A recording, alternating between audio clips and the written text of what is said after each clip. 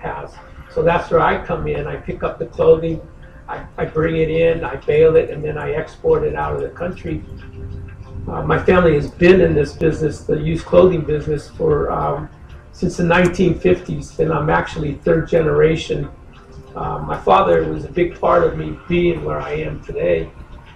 He was also a founder of the Sacramento Hispanic Chamber of Commerce back in 1973 when I was just a teenager. Back in 1989 is when he told me he was ready to get off the board of the chamber, and he wanted me to take his place on the board of the chamber. So the chamber played a real big role in me starting my business, because I got on the board of the chamber, and I met a lot of people that were on there were attorneys, insurance people, bankers, all from different business types. So when I started my business back in '97, they were all a part.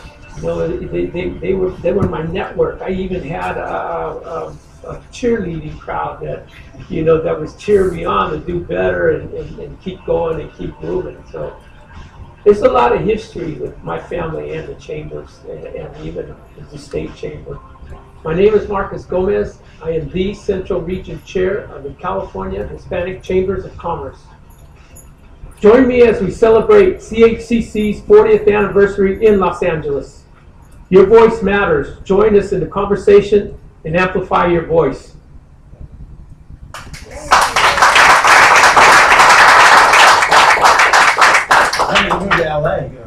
Star is born. Yeah. I just want to say one thing. I'm so glad to see that, because on the last video you were, and I thought it was still shot. So I'm so glad to see that. And learn more about your business and learn more about what you do. Thank you. And Mr. Chairman, you always at times pressure us to release things, and I always said that it's about strategy and how we're setting things up. And it was a personal challenge to me, because I always see, the quality of the organizations are doing, and to name one, the USHCC. Spend a lot of money on production because they want to put on the show, the big names, the big dogs, the big numbers. I tell them, that, and again, I go back to your point, we don't forget our people. And we're the ones who are driving that message. And how we do it is way more cultivated. Having our numbers and whatnot, it's great. But they can read it on websites, they can read on pamphlets, and yes, it's part of our branding and what we do. But when they hear the story of somebody like him that can relate to, that can tell you the importance of being engaged with the Chamber of Commerce, that's worth waiting. Okay?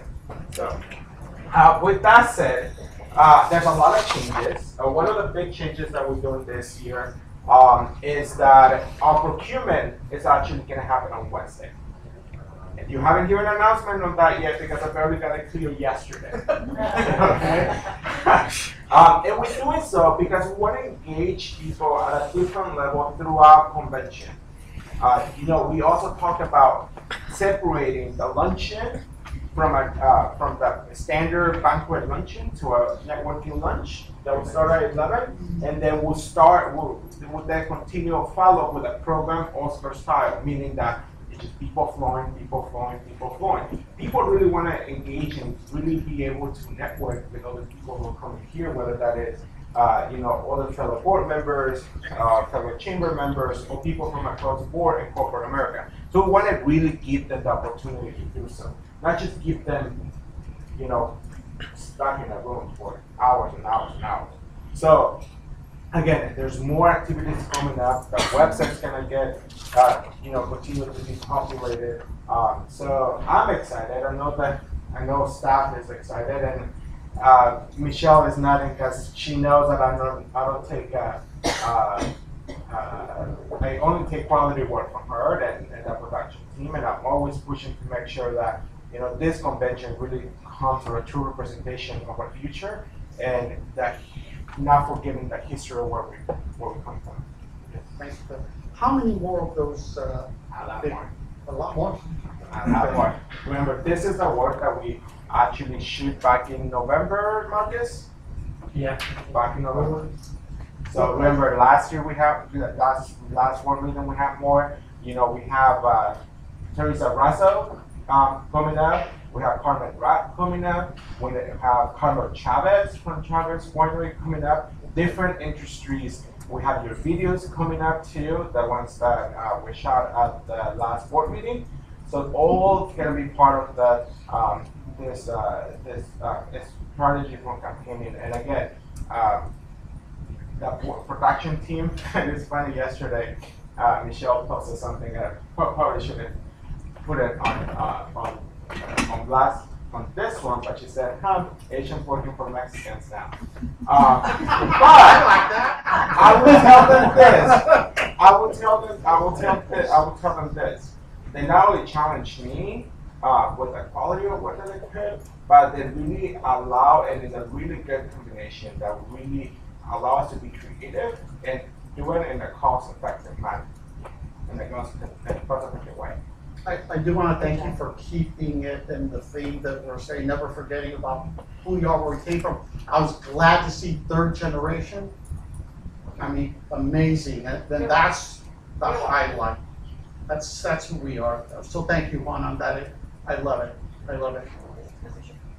Yes. We'd like for you to be patient with all of the process. Thank you so much. Okay,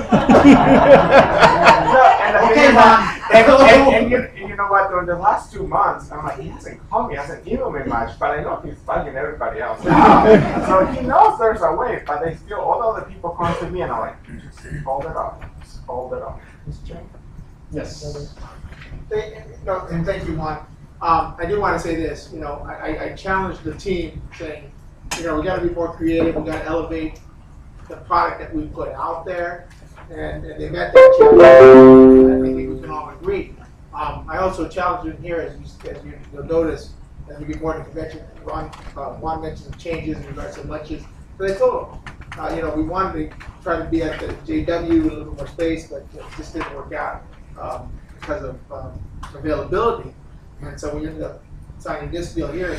And I told them, I said, you know what? You guys got to be creative, think out of the box, and look at all the real estate, and use all the real estate that's out there, right? And so that's what they've been doing. They've got that challenge too when they came up with the idea of how to change their lunches, right? Kind of around, and you know, they're sitting there thinking and going, well, what are they doing at lunch? They go, they all talk, and it takes us like an hour to settle them down. Well, then, because you know, lunches, round tables, encourages discussion, and we go, well, then let's let them talk, and then do the program afterwards. So they finish lunch, and now you can say, oh, meet me down at, what's the place called? Moody's. You know, for lunch, I've got a table there, and it's corporate, and we'll talk business, right? So I think, you know, I think that the video says it all, right? And the video, I think, says more than just convention, right? It says about who we are, who we really represent, and who we advocate for at the end of the day. And that's what we wanted to put across there. So I want to commend the staff for meeting the challenge, and they continue to look at things a little bit different. I know Michelle's been working hard, her and Juan, and the production team, and Maria now on the programming side. Like Juan said, he just got clearance on yesterday from her team that they're good to move forward with moving matchmaking, and there's a strategy there. But we know matchmaking could bring us 200 additional people who want to participate. Plus, we've got 800 people coming on Thursday and Friday, and you know, how do you get the flow going? So these conventions are no longer just run a space, put a program here and there. That's how we move people, where we're moving them to, when we're moving them. So a lot of strategy that they all handle, thank God. Because if I had to do it, it'd be all jacked up. They do a fantastic job at managing that. And you know, we want to make sure, I think on convention, I just heard that some of our people are having trouble booking on Friday. Yes. Supposedly it's already booked. So we need to check with the hotel, see if we can get some more rooms opened up there. But that, we like hearing that. That's a good bad problem to have. That means people are booking. So, but again, you know, the production team and my team and you know, I don't get in the middle of them because I don't want to get hurt. But they really discuss this stuff out. It's interesting to hear about how they go back, but you know, you bring all these great minds together, right? And you're gonna have that, but at the end of the day, you see what we get, right? These videos, and I think what I know is going to be a fantastic convention. So again, thank you to Veronica, all the people, board members who are engaged on the committee, Juan, and rest staff, Maria, Laura, Michelle, and Alex, and Luis. So everybody has a lot of work to do. Anyway, thank you guys, and I just wanted to show thank you. Juan, great job. That it? On your part? Okay. So just add in there, in this agenda item of Juan's, there's a list back there.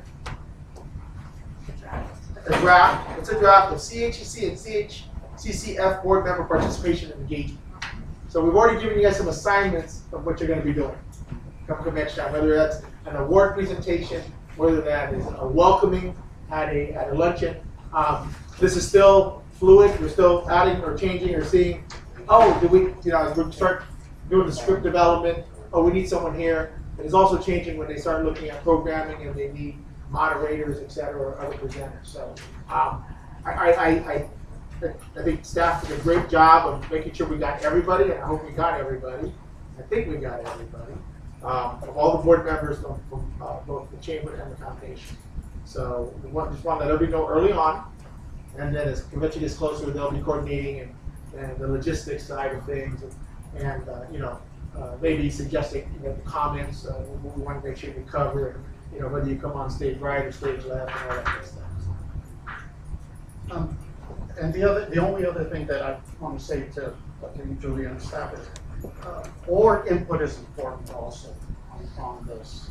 So I would ask staff to consider when a board member is asking or thinks something. We all know a little part of how to put an event together. So I think that I do want to see more board engagement and staff listening to them. And not just listening to them and blow them off, but try to work and accommodate, because we all are here for the same reason. So I think that's important. That's all I wanted to say there. Yes. Thank you, Mr. Chairman. I'd like to add that, and please, all of our board members are welcome to join our committee call, and your input is greatly appreciated. I don't know if we want to extend that to our associate directors, but your associate directors are also welcome to join us. And any input, we want fresh ideas, so it would be very helpful.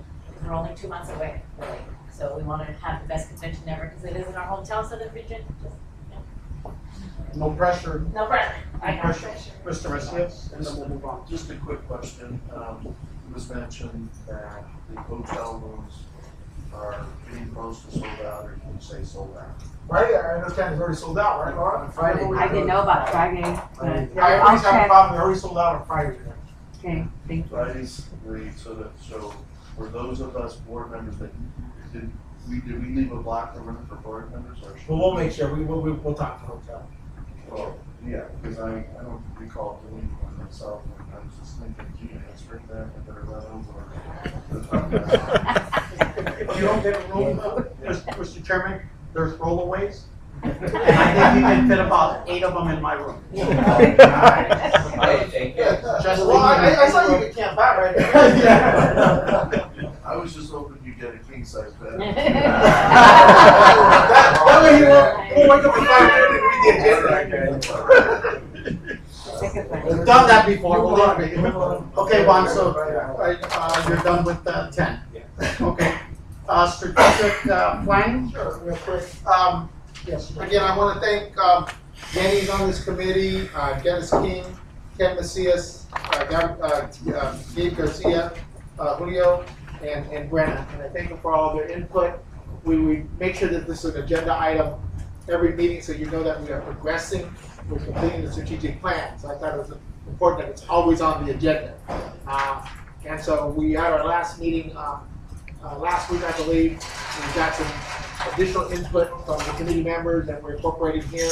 So again, we ask that every board member read this over and look at it, and if there are any suggestions you feel that need to be added or into the strategy that we're developing here for the chamber, please get it over to us because we want to make sure we're trying to finalize this like so I do thank the committee members who have been very active and very engaged in making sure that we're hitting on the points and making sure that we put together a good, strong, strategic plan for the organization over the next years.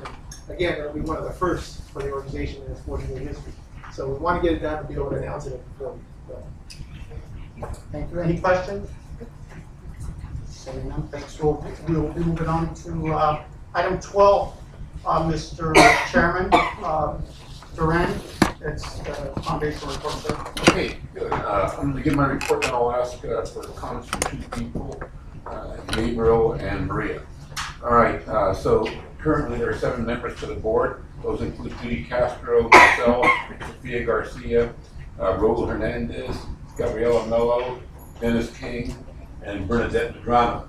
Now, Bernadette Medrano is actually planning to leave our organization, the foundation, in terms of what she's been doing. She's been very active. Of course, she's been the really great parent and shepherd of the CAPS program.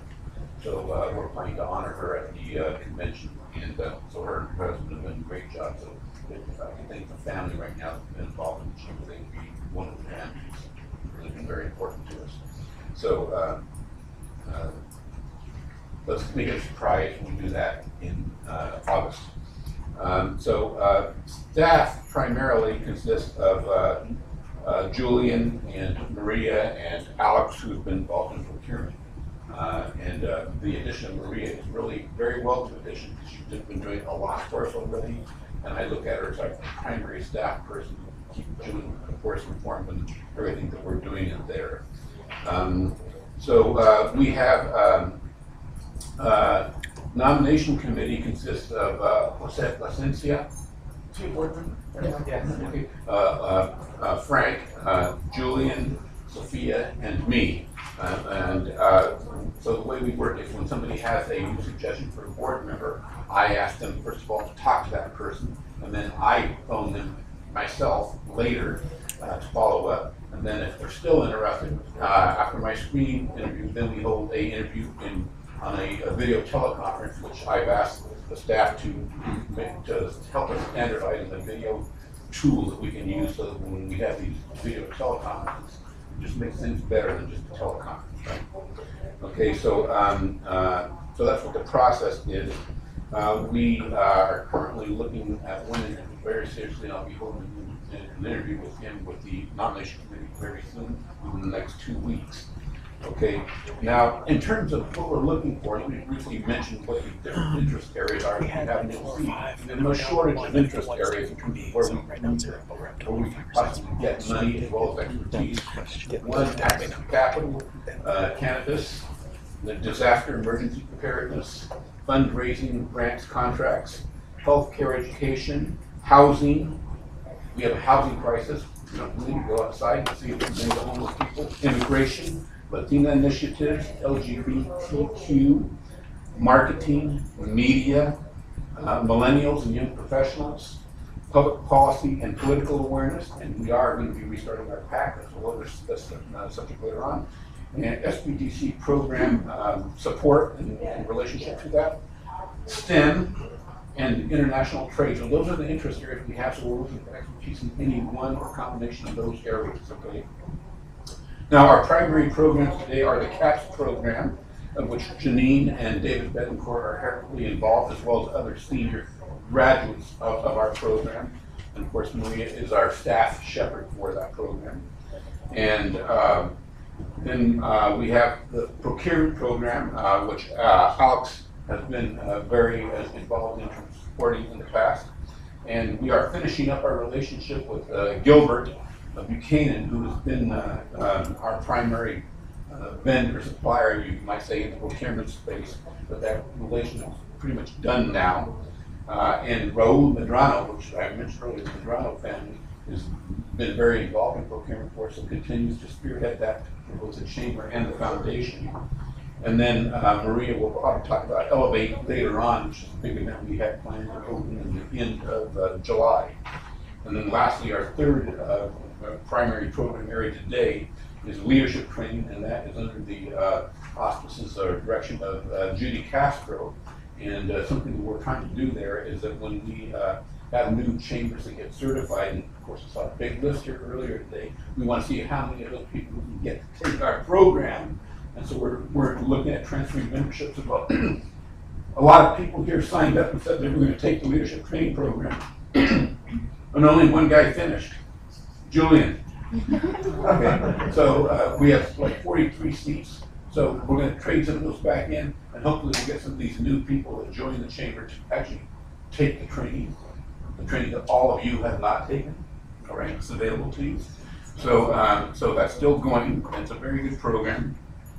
And then the last comment I want to make before I turn it over to the two other individuals is I want to repeat again that we in the foundation have a very acute interest in seeing a satellite office being developed in the Southern California area, since 2/3 of our people live in Southern California, not Northern California where I live, which is a better place. Okay. So that was a good one. Very important Northern California. Sure. Okay, so now for I'd like two things to happen. One is Maria to address new initiatives, but first I'd like to have Gabriel address a subject that we discussed yesterday briefly, and it's a larger subject. I just want to start the subject today, and that is the subject of the status of our chair, who is a member of each committee, and does he actually take up a voting spot on committees? And you introduced something new, information that we did not know about that you explained yesterday. Sure. So, well, when we brought up yesterday, had to do with the board and being a director. So, I'll start first with committees, which is that Frank can be an ex officio, meaning by virtue of holding that office as the chair of the chamber board, the foundation bylaws allow him to sit on various committees of the foundation by virtue of his office. It also, I believe, it's not to refresh my memory, Dennis might know, but he's an ex officio director as well for the foundation. So the chamber board chair sits in a director position for the foundation, and it's a voting position. And there was a change to the California Nonprofit Corporation Law in 2015 that said you can no longer have ex officio members on your board that are non-voting. If they're going to be a director, they have to have a vote. It doesn't sound like that's necessarily an issue for the foundation, because the chamber board chair does have that vote. The question I think that you raised was whether or not that director position as ex officio takes up one of the 11 allocated seats. And I think the question is if the bylaws state that you can have up to 11 directors, and they also state that chamber board chair is a director, then he or she takes up one of those seats. So if you need to expand it, you need to amend the bylaws to have a greater range or a greater max number of directors, because I don't see any way around saying that you're a director and you're on the board, but it's not one of the 11. And those are the number of directors you're allowed to have. So it could be as simple as making an amendment to that provision of bylaws and moving that number up, making it a range, like up to 20, and you really only need 12. But you can have it higher, maybe it's 15, or maybe you just expand it to the number that you want right now, and then later on, if it needs to grow, you have another bylaw in there. So that's, I don't have them right in front of me, although I should, and I'll come at future meetings, and I'll bring a copy. I was remiss this time not to have it in front of me, but stop there. That maybe you have a discussion with Dennis and come back to us with a recommendation on what the situation is. Mr. Chair, can I suggest that we just vote with Gabe and Dennis and Brenda sit on the governance committee, and we can just send it there and they can come up with a solution to this. I think that'd be the best option. Not to make it work for your committee. A question, what if I say that I won't sit on that board because I don't see a purpose? I would not want to take it. It's not that I don't want to, but I just would rather have someone else have that seat. Would that be a problem? Yes, it would be a problem. It's specified in the bylaws, we need to follow the bylaws. If we don't like the bylaws, we change the bylaws. until we change the bylaws, yes. Now, ex officio means that you're not obligated. So the counter position to what legal counsel was suggesting is that ex officio means by the nature of their office, which means that it's not required. If he's not required to participate, then that doesn't count for quorum. It's not required. So quorum is really based on the required attendance, right? So, in my opinion, of course, I'd look forward to our discussion of it. We don't need to change it because ex officio is independent of those that are required to be there. So, in that sense, we should also maintain our bylaws until we choose to do something different. So, I look forward to us looking into this in more depth. But again, ex officio means that as the chair overseeing things, you have the opportunity to participate, but not the obligation, because technically the decisions that get made in committees come back to the full board anyway. And so the full board will then, in which you are required to participate, you'll be able to participate then. But even then, as chair, you participate usually in a non-voting capacity, because chairs are supposed to be the facilitators of the decision making. And chairs then, according to Roberts, only votes either to make or break a tie, or if it's done in what's called a silent ballot. So in other words, the chairs are not really supposed to influence how you make a decision. So that's yet another reason why, as an ex officio member, you should be able to float in and out of committee meetings and hear what's going on, be able to allow them to ask you questions, but you let them make the decisions as it comes away to the board. That's the basic concept. So that means that they can still have another board. That's right. Well, only if you change the bylaws. Keep it very simple. So I would add that, again, that Frank and I have an excellent working relationship. We have no reservation about calling each other and offering advice. So I think it's extremely important for the chair of the foundation, the seat that I occupy, that he or she is able to work very well and closely with the chair of the chamber. This is not an entity that exists by itself and serve this organization. The foundation needs to work and support the chamber in its activities. So I'm very much, I want to school of thought. It's not a separate organization. It is, but it isn't. So let's be clear about that. So I do welcome Frank's participation. But all I'm concerned about is whether or not I'm using up another board seat or not with him, with my 11 allocated, or do I need to change my bylaws? Okay. So no more comment on that. Thank you. I'll ask Maria then to comment on new initiatives. Awesome. Hello, everyone. I'm going to start off with CAPS, and I'm going to actually pass this on to Janine. She's one of the lead people on the program, so I'll let her speak to kind of what they've been up to. Thank you. Good afternoon, everyone. So this year's CAPS class is comprised of 11 students coming from across the state of California. We have 2 from Central California, 2 from the Bay Area, 1 from Riverside, and 6 from LA. So thank you all for you in this region that referred students. Clearly, we have some work to do in other areas. That's what it is this year. I wasn't here at the last board meeting because I was actually running programming in Bakersfield and bringing students together for the first time. What I would like to highlight about that trip is that we took a trip to La Paz, where the United Farm Workers had started and still run. And we had the opportunity to sit down with Arturo, the current president, and then Cesar Chavez's grandson, Andres, actually walked us through La Paz and shared stories of like him growing up there, the movement, and what it still means to all of them. And so I believe the students look very empowering and very committed to like what they can continue to do for their own community. Our next trip will be here in Orange County, actually, the first weekend in July.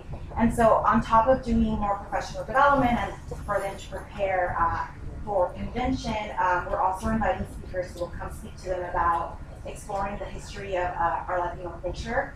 Ernie G will also come speak to them. He's an empowering community entertainer who will lead them through activities of empowerment and professionalism. And for convention, what I'd like to share is that we talked to the cast of this year, and we wanted them to focus or research our presentation on something that was very dear to not only their heart, but they felt like was right now what the Latino community is really either struggling with politically. And given that half of them are DACA recipients, they decided to present this year on deferred action for childhood rivals. And so that's what we're prepping for. With the support of Forward US, with United We Dream, they're going to be coaching them through that presentation to make sure that they're prepared to speak to an audience, whoever comes. And also through my own foundation, preparing them in storytelling and the delivery of that presentation. That's about it. Any questions on the CAPS program? And I'll be attending that Orange County event as well, so I'm eager to get involved and see what they're planning for convention, and we're working really closely with them as well to ensure it fits appropriately into our program. Juliet? How many, you said we had 12 people in CAPS this year? 11. 11. I'm just curious, is that an increase or decrease from last year? It's about the same. There's always between 10 to 14. Sorry. We did have 12, one of them dropped, and so that tends to happen between the first and And also we talked about this yesterday was because there was a question about why there isn't more. Yes. And the thing is the difference between now and the past was in the past, if you guys remember, those of you who have attended or been a part of the board then, the CAPS program was solely at the convention. They didn't go anywhere else. They stayed, central here to wherever the location was, and their programming is fully there. Now we're extending and expanding the program where they're taking them places that are substantial to the program and their development. So of course that costs more money, and so we're trying to keep it a restricted amount of students participating. The only thing I would add is I am currently getting speakers together for conventions, so if any of you would love to speak to them, I'd love to meet with you in our roster for that. Yeah. Dennis. I think Dennis had something to say, and then Ken. From the northern region, we're disappointed, probably more on our side, that we don't have any CAP students in it this time. So I guess we need to be more proactive in terms of the future.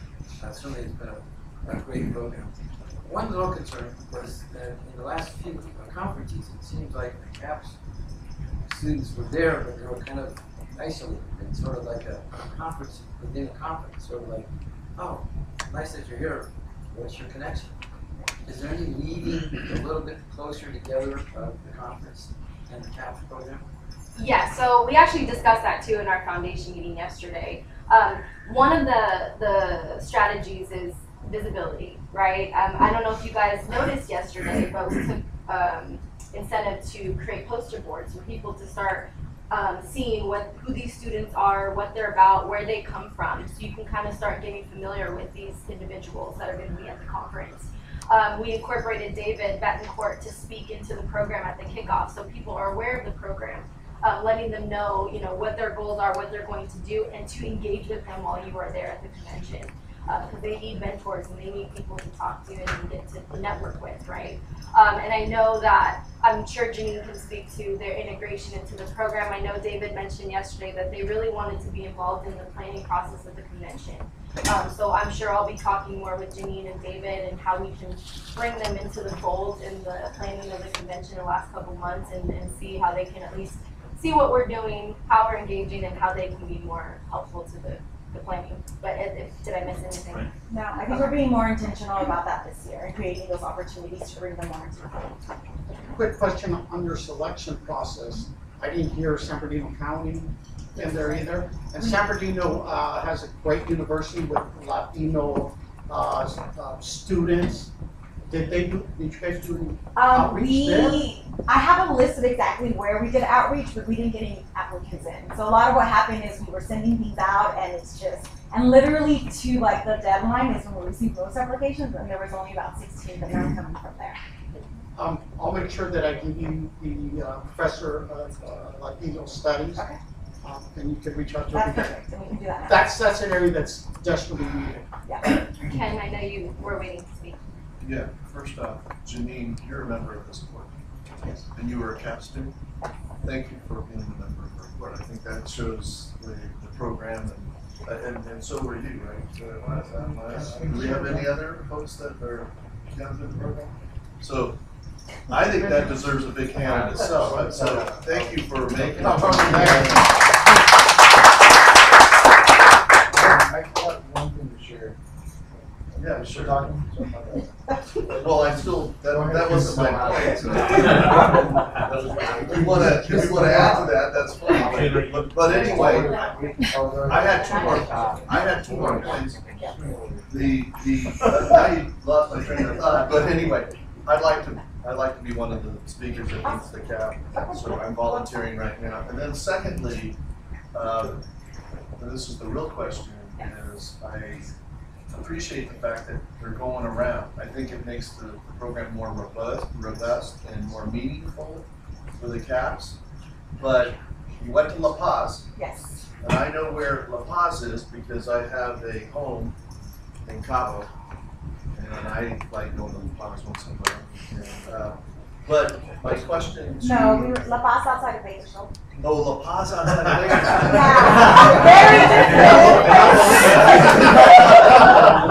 I was going to ask. My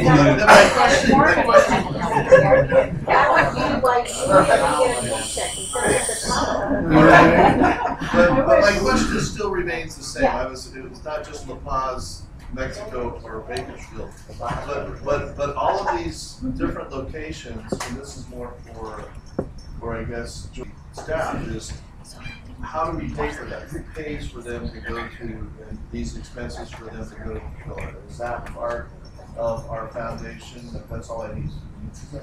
I will say that Bakersfield came through. I worked with the chamber.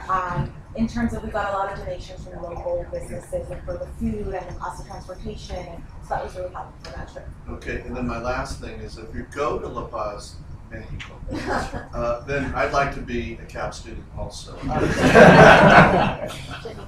right, we have two last questions from the board, and one from Carlos, Brenna, and Gabi. So Maria, this is just more or less a suggestion. You were talking about how you're looking to introduce the CAP students, and you had the posters yesterday. I think it would be really helpful for this entity if we could get just a short bio on each one of the participants. And I think that, you know, having that presented, because you're asking for us to interact with them, like, you know, Ken mentioned that he was open to being a speaker. I wouldn't mind being a speaker as well, but I'd like to know a little bit more about what these students' goals are, to find out if it's really a good fit. So, thank you. Okay, so I think this is a great opportunity to involve the system in the foundation because it's a total fit. I started talking about this with Bernard a while ago and yesterday with Julia, so now I'm looking for that engagement because we can start those programs. Perfect. Carlos, that's the question. Well, actually, more of a little bit of a comment on that direction, because I know that it's a great community program. To me, and those of you, a lot of you know that I've been opposing to that program, not because what it is, but because what it does in the end. One of the reasons that I brought it up to the chairman and some of the board members was that we needed to have more guided towards having their own business or being a business owner instead of just employees. That was one of my pet peeves in that direction. I recognize that it's a great program, that it has a lot of good coming out. So in lieu of that, I would suggest that maybe they look a little bit to do a little bit more of a piece on business owning, you know, because it's great that I heard somebody calling saying, hey, I got a job at Wells Fargo, but it would be better saying I got a loan at Wells Fargo to do my own business. So that, with that in mind, also, we know we have in our area, Gabriela, who works with us a lot in education on City College, and also share the information on the requests or the applications with the local chambers, because we can help to get our people, to get students from our own areas to be participants. It's great to see them that you have 16 now. There's nobody from the northern region, I don't know the other region. So we should be more inclusive on that. So that would be great.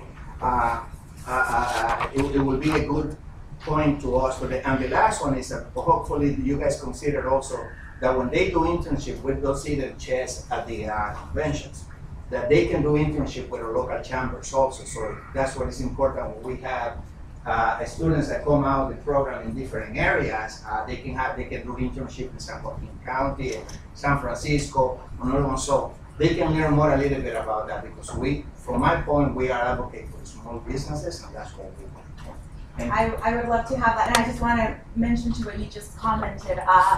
I'm doing a point in getting entrepreneurs to come speak to them, and so we had a couple last year, because I do think it's important, especially given that you know, when I think about the DACA recipients we have in the program, and like that is a huge area for them to go into a business and create their own business. So Great, thank yeah, that'd be great. Great. That's on my agenda and Great, thank you for your report. Randy, do you have anything else? Yes, so I wanted to mention about the Chamber Leadership Program that James alluded to earlier. So I've been working really closely with Dr. Castro and the JFK University team over there, and really trying to tighten up the program online because it has had a few kinks that we feel may have been impacting people, you know, going through the process and finishing up the program. So we wanted to kind of nip that in the bud so that we can then focus on, you know, strategy on retention, and then also, you know, marketing out to get new people to participate. So we've been working on those troubleshooting issues. They've been they've been great working with them. Judy, again, has been a great asset to this program. And so also we wanted to focus on including this programming into the regional meetings and making it a requirement so that these individuals can not only participate in it, but also know the value and importance of it to their region and their organizations, and that they can also pass it along to their membership as well. And so, that being said, with the current people who are registered right now, there is a deadline coming up for a couple of them in, I believe, this month and in August. And so what we're trying to do is a last push to encourage them to finish the program. Again, as James mentioned, there are some individuals in this room who have the opportunity to take the course or the program. So if you still feel like that's something you can do, please do it now. But if not, again, we're going to try and release some of those accounts so that we can get some new members a part of it. I'm sorry. No.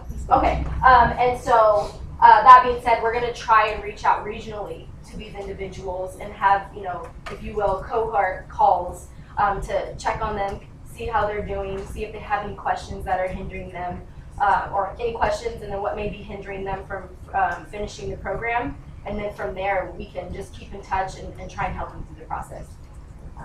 Now I do, yeah. Okay, so thank you for that. Yeah. You know, I brought this up the last time also. I think part of the problem is that when we put this out there were certain individuals that were selected to participate in the program. They weren't necessarily asked if they wanted to participate in the program, they were selected and they were given the spots. And people that wanted to take the program didn't have a spot, and so then there's a cost to it, right? And so maybe you can pay for it, maybe you can't. And then the other thing is, those people that were offered a spot probably are no longer part of a board at a local chamber. So they're not going to finish the program. And so, again, I know we've talked about this before, I think it would be best for us now at this point to ask those of us that are here, who is interested, give up that spot, right? And then be able to complete the program and provide a deadline. But you know, the way we did it, and of course we're learning, right, is people were selected at the different chambers and you know, they necessarily didn't have an interest. Right. Maria, good point that we identified. The first session was done that way. Last year we changed it, and it was people who signed up who were interested in the program. So we changed that.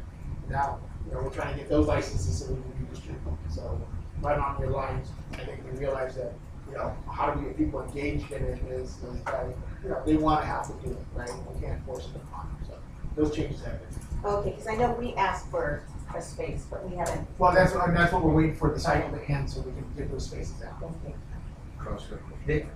Just clarification, because I was one of those that got a spot. I went through 6 chapters and then I hit a snag in there. So I went back and forth. Dr. Judy helped me out to get back in track with that one. But it is true, it's in the beginning, because it was a part of it, a lot of us hit different snags. I went, I did the test, I didn't pass it the first time, I passed it the second one, and even though I am in the program, and still there was something that wasn't connecting directly. So maybe it's a good point to connect with everybody again, see where we are, and see if we're going to finish it or not. Absolutely. And that's definitely our plan. Thank you, Carlos. Great. I look forward to giving you an award at convention.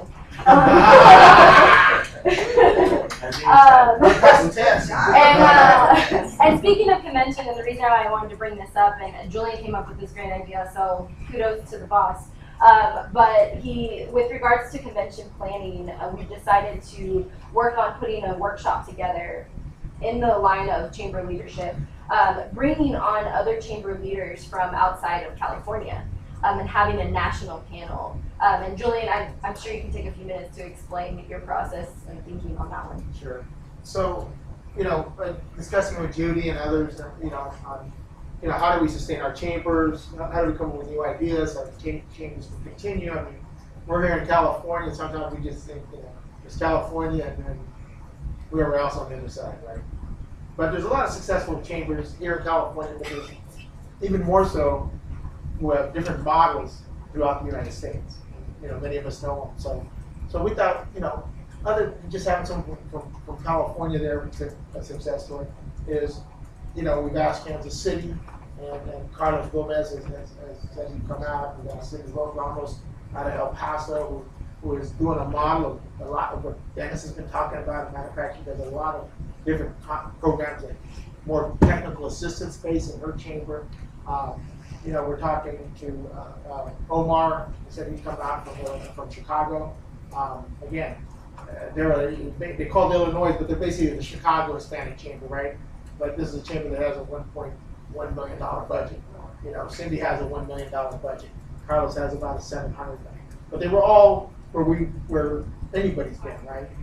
Cindy grew that organization. I remember Cindy in El Paso, and she was just a $100,000 budget, right? Now it's 10 times. So identifying a couple of key, and a lot of them said, yeah, well, of course everyone wants to come out to California, right? Hell yeah, But have that panel so our chambers can see, okay, they have a model that works, and can it work here, right? So really kind of expanding our vision other than just our California and what we're used to. You'll see a lot that Central Valley chambers have a lot in common with Texas chambers in regards to the demographic and everything else. And you can start matching that and saying, oh, okay, the El Paso model might work here in Stockton, right? Because we've got a lot of similarities, right? Or the Illinois, the Chicago model might work better for us here in LA. So we're looking at having that type of panel and best practice and have that discussion so people can, it's all about learning, right? And learning different ways of doing things that we're already doing but better. So just widening the gauntlet of those people. So we're excited about having them all come out, which actually makes our convention coming up complex national, right? It's not just state, it's a national conference. Not that we're trying to take over anything. Thank you, Julian. And to finish out, I just want to kind of touch base on a couple initiatives. Millennials, we've been working, thank you, Mike, for all of your service on that committee. So we've just been meeting, and Marcos and Jenny, and we've been meeting and just kind of talking about, what strategic partnerships we can, get going for the millennials and just kind of planning out our execution. And so same kind of goes for the LGBT initiative. I know Juan's, working on development of that as well as getting people involved in that as well. And cannabis, I'm sure some of you, I saw the flyer around here, you can't miss it, it's super green. But the 2.0 workshop series for the cannabis initiative is going to be June 29th here in LA. So we'll be having that, and that's going to be speaking to, the insight on doing business in the cannabis industry and kind of introducing people to that and seeing what regulations and compliance issues that they might foresee when getting into that business. But it is an opportunity for them, so we wanted to be able to present them with all the information and have subject matter experts there to speak to it. And then lastly is the sustainability. Julian alluded to it earlier. One big thing that's been happening for us in that area is the energy upgrade California opportunities and having that great partnership. As you probably saw yesterday, they were a sponsor, they were present, and they were really excited to be a part of what we're doing. As well as the opportunity for the $100,000 grant, which we're really excited about, and we'll be getting work on. We will work on that when we get back. So aside from that, that's all I have right now. Procurement will be later. Any questions? Thank you, Maria. Thank you, Rachel. And we're going to go ahead and break for lunch. Okay, we're going to do working lunch. We're going to do all our regional reports at lunch. Hasta hall. On to the hall.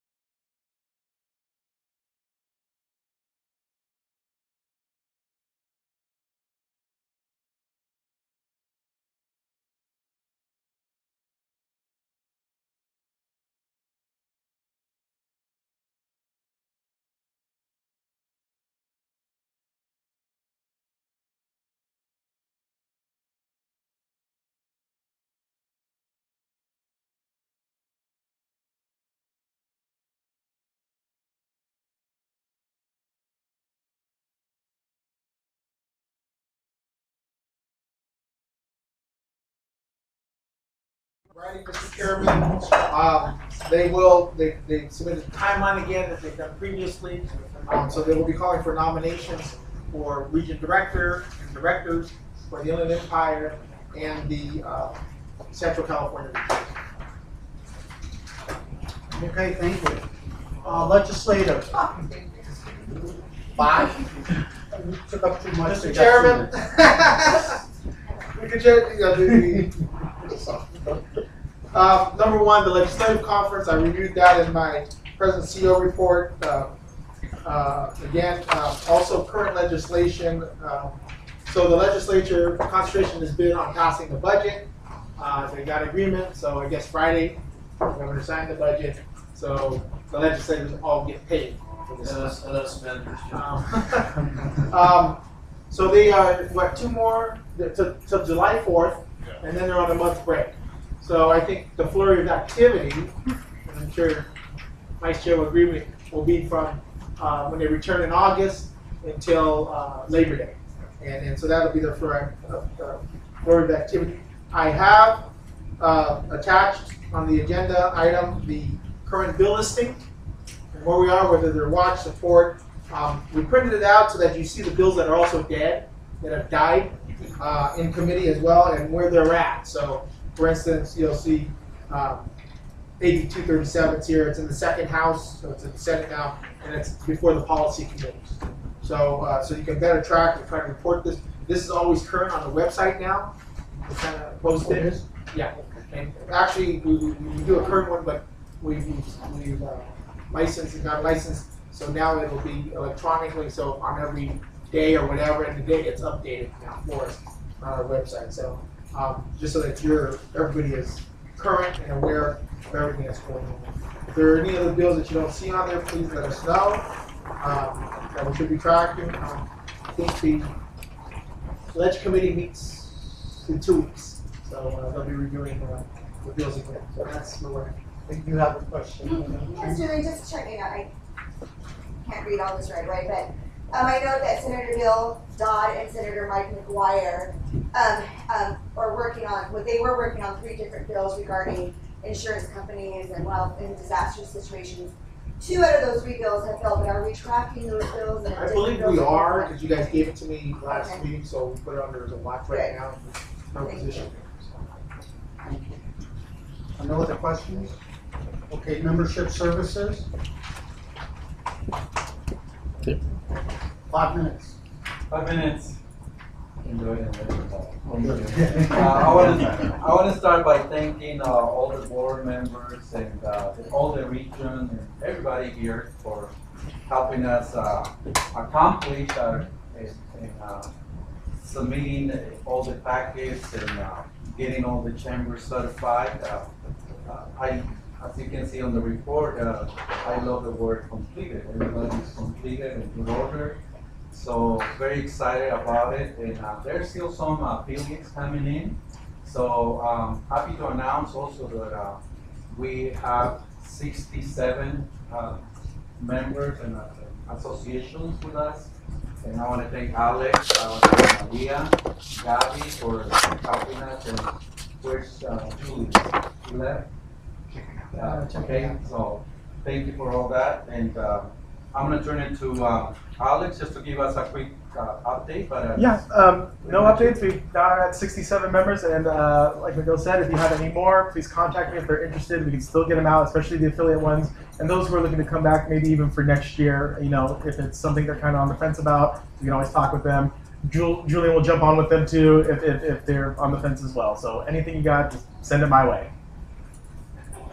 Any questions? I do have a question. Did you mention something about Inland Empire recently acquired the Las Vegas affiliate? Yes, the Las Vegas Chamber of Commerce, the Latino Chamber of Commerce of Las Vegas. You need assistance. Yeah. I've been told the president is friends with our president, so we'll see. Thank you. Just real quick, 30 seconds. So I want to thank the membership committee for their hard work at this, and all the board members, as I said earlier, and that's getting us to the 67 number. But especially Alex, who really worked hard to talk to them and give them the information that we get them to get their information in, et cetera. So he'll be able to keep his job. So thank you for helping. No, Alex did a fantastic job of hustling him out. I shouldn't say hustle, but at least getting on the phone with him, and emailing him, and coordinating with other directors who need to talk to him. And then if I needed to talk, he'd schedule him and Michelle would schedule that. So anyway, I thank Alex and the committee for all the hard work. And just to finish up, I'm excited about the membership and the future of this organization, because membership equals more opportunities for our members and of course more resources. So thank you very much. I have a quick question. Do we have any membership in any chambers in Ventura County? At Oxnard, Ventura, Santa Paula, that area? We have Santa Maria's coming on. Santa Maria. Yeah, because because Oxnard, I'm originally from Fillmore, that's my county, and I can tell you that it's a strong, very strong Latino businesses there, especially Oxnard. Ventura, that's where Fernando Vargas, the boxer, he came out of. But especially I've been noticing lately that just been through Facebook. I have Oxnard, Citizens for a Better Oxnard and whatnot, and there's a lot of Latinos running for office. There's a lot of, obviously, the homeless issue, and there's a lot of things going on. So, I've been wanting to, I want to reach out there, and I think it's an opportunity, because sometimes there's, especially for instance, the small town Fillmore where I grew up, I think there's not a lot of representation for Latinos, and there's a need. And as a matter of fact, real quick, my principal from elementary school, she's been wanting me to move down there and say, hey, Mark, why don't you come down here? We need somebody to organize the Latino community here, because there's no real representation. So I don't know if that could be a possibility, because maybe we could put some efforts into reaching out there. I just want to say something. Marco, so you are volunteering to help the membership committee and. I know I'm from the northern region, but I know that. Well, no, there's the state of California. Statewide organization. I mean, just reach out. Anybody else have some advice? Brenna had a question. Really, it was just a comment on Marcus's comment. So I used to work in that region a lot, in Ventura and all of that area, and they have some very strong LULAC chapters in that area with a lot of really established business members, and so you may want to look at contacting the local LULAC chapters there and find out if they'd be interested in joining as affiliates. Awesome. Yes, and so just in regards to Oxnard, we used to have the Gold Coast Chamber there. They were very active, were growing, and then they made a decision to partner with the Oxnard or Ventura Chamber or whatever there, and bring more of a committee. And then it looked like over the years, I wasn't here, but a lot of them just kind of fell off and they weren't replaced. So we are communicating with a group there in Oxnard that's interested. We have a number of corporate partners who have been interested in seeing a chamber in Oxnard. So I think we're going to take an approach like we've taken in Oakland and San Mateo of working to rebuild an organization here. So we're looking forward to your help. In closing, I feel the synergy. I was talking to Alex, and they're very excited about joining or rejoining, and I think that's going to bring more members on board, especially having a convention here. Thank you. And I do want to say to the Inland Empire region, to thank you for agreeing to stay on. When you didn't shake your head no, I took that as a yes. And Madam Chair, thank you also. So that's on the record. Thank you. Thank you for staying on and helping. Yes. Yes. Okay, governance.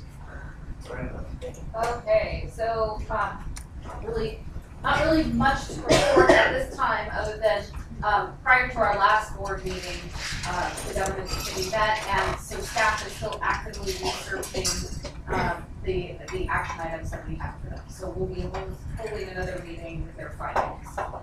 Thank you. We should probably, for whatever the next one is, have will be. The ex officio. The ex What do you got here? Yep. Well, that is. That's it? No more questions for governance? Good. International trade. All right, so I get to have fun at work sometimes. So I am studying international trade. And I'm very happy to announce that we have a theme for our international trade panel, and cliche as it sounds, it's California's voice, a global voice. Right? Yes, I like that. And then it will be held on Thursday, August 23rd, and I have more exciting news. Juan, am I allowed to say this? Yes. Say You are. yes. Say Yes. yes. What do you want to say? Mr. Noble, Yes. say yes. eBay? Am I allowed to announce that? Today. Yes. Yes? Yes. Okay.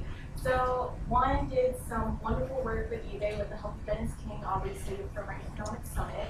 And they are hosting a workshop and panel for to allow small business owners to conduct e-commerce and how to get into selling online.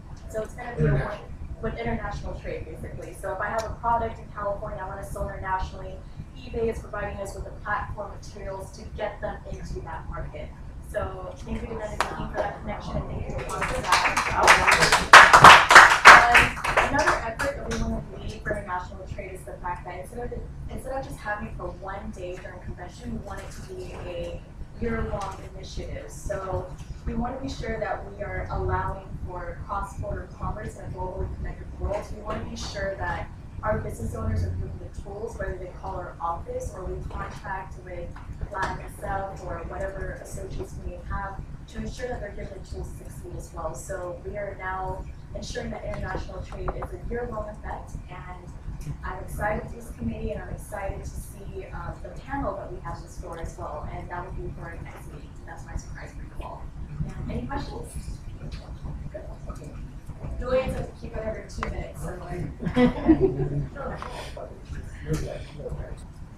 HR committee. Oh, so we have been having a fairly regular meeting for the HR committee. In fact, our next one is scheduled for next week. So we're trying to stay abreast with Julian in terms of where the staff is headed and staff in terms of staff development. And we are continuing to look at the policies and the organization to make sure that we have what will work for our staff as well as what we can afford. Benefits aren't free, so we have to continue to take a look at those things. We do have an employee handbook. So, and one of the charges also of this committee is the review of Julian. So I initiated, we are actually doing that on a more or less quarterly basis, so we don't get to a one-year surprise and say, hey, we hate what you're doing. So we're going to tell every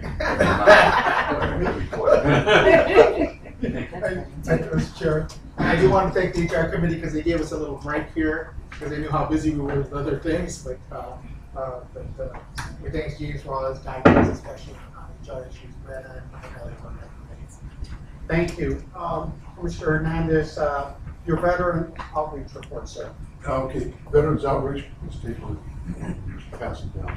I apologize for not making enough copies of the documents that I have here. Would you please introduce yourself to the group that might have not met you yet? And that's one of the reasons I'm passing this out. I have my bio on it. I'm Howard Hernandez. I'm the member of the Community Veterans Engagement Board here in Los Angeles. And then we entail Ventura, San Luis Obispo, Santa Barbara, Kern, and Los Angeles counties. Our services are coordinated with the Department of Veterans Affairs. I also belong on the Disabled Veterans Business Advisory Council for the state of California, and what we do is we develop businesses for disabled veterans throughout the state of California. Also a member of the Green Lining Institute, and I'm on the committee that works on mergers and acquisitions. I have a copy of their economic summit report that I'm going to pass around. Please take a look, and I'll leave it with Julian. I'm a Vietnam veteran. The state of California has the largest number of veterans than any state in the United States, period. 75 to 80% of those veterans are in Los Angeles County, or Southern California, and Los Angeles County has the largest number of veterans than any county in the United States, period. One of the reasons that I am very adamant about what I do is because my concern is the veterans returning now. As a Vietnam veteran, I know what we encountered when we returned. I want to maximize the potential for all the veterans returning, particularly the women, because they've been often overlooked, and make sure that they have the opportunity not only to go into business, but to receive all the benefits that they have a right to. It's not an entitlement. They've earned that right above and beyond everyone else. Now, one of the reasons I'm passing out these documents is because I'm heavily engaged in a lot of litigation, and I was part of the lawsuit that removed Secretary Shinseki for his lack of oversight of the 388 acres directly across the street from the Wilshire Hospital that was utilized for purposes other than veterans. There's also a decision here regarding the Richard David Scott, who absconded with over $13.8 million that was supposed to be allocated for veterans, for disabled and homeless veterans here in Los Angeles County. And now I'm going to be one of the people who's going to be representing the disabled veterans at the sentencing of this gentleman. I provided you with this information because our committee, or my committee, or the people that I work with are heavily engaged in a substantial amount of litigation and lease agreements with the 388 acres across the street from UCLA between Brentwood and Westwood. There's going to be an auditing procedure where all the enhanced use lease agreements will be reviewed to ensure that we're not going backwards, not sliding backwards, and having these same individuals take advantage of the previous situation. It's a really labor intensive, it's a lot of time, but in the interim, we're focusing on issues here in Los Angeles, which is housing, homelessness, and employment and business. And we want to provide those opportunities to all the veterans, male and female, we're non-gender specific, to make sure that they receive this opportunity. Like I say, I'm working with CalVet, with the Department of Veterans Administration, City of Los Angeles, and County of Los Angeles.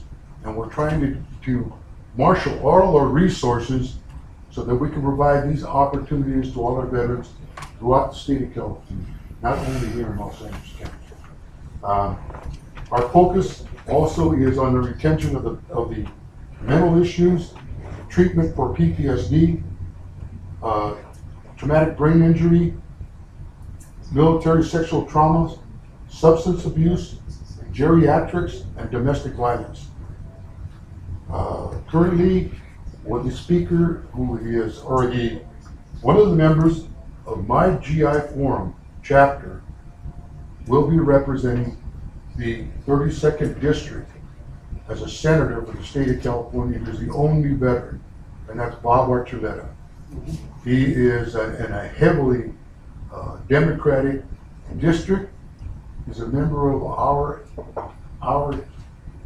chapter, and he's going to champion our veteran issues through the Senate here in the state of California. I'm pleased, I'm happy to see that he has been appointed. Now, insofar as the regions are concerned, I had one opportunity to address the Central District insofar as the aero pipe, which is a new industry. It's a infrastructure strengthening material that we're going to be marketing in the state of California that will create jobs, job opportunities, business opportunities, and I welcome the opportunity to address all the other regions. Please reach out to me. I'll leave my business card. There are plenty of business cards, and that's what we're going to do. And I'm looking at the workshops that are going to be presented at the convention, and I'm trying to work out some type of position so that we can go ahead and present our perspective and the positions that we have to the board, add to Congress. Thank you. Okay. What's the number one issue facing veterans today? The number one issue employment.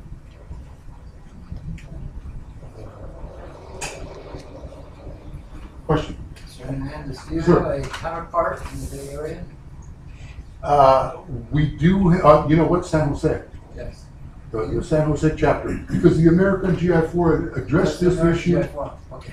The American GI, yeah, and I represent the American GI Forum. I'm a former state commander with the American GI Forum. Okay.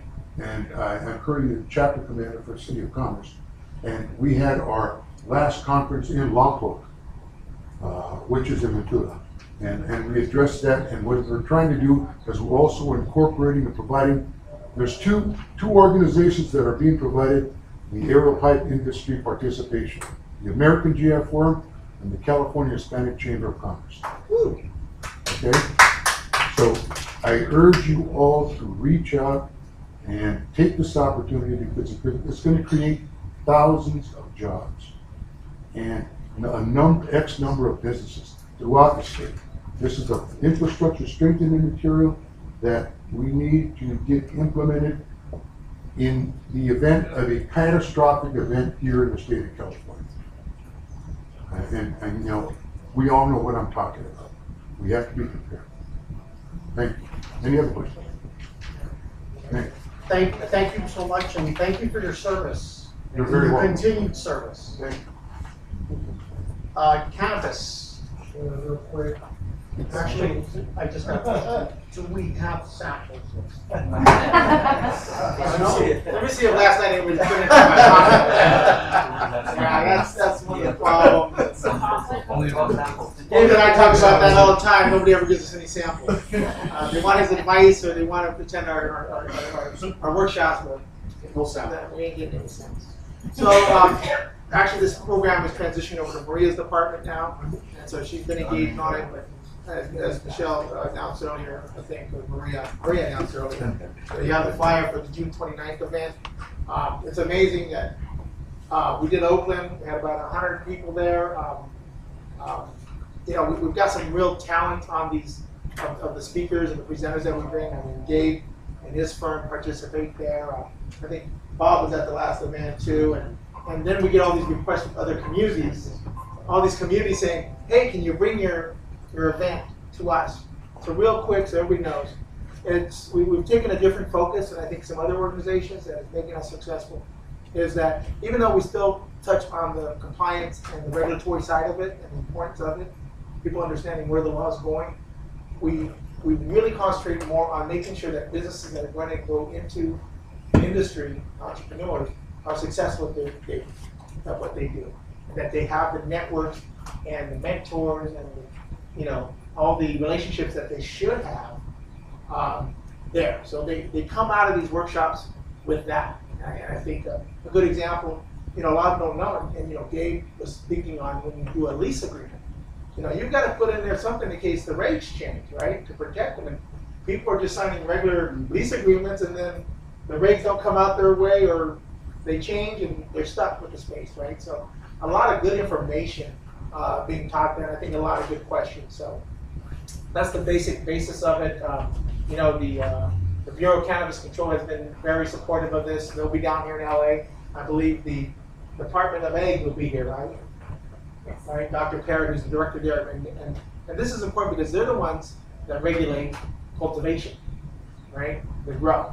And I think we're trying to get someone from public health, right? And they regulate the manufacturing of things.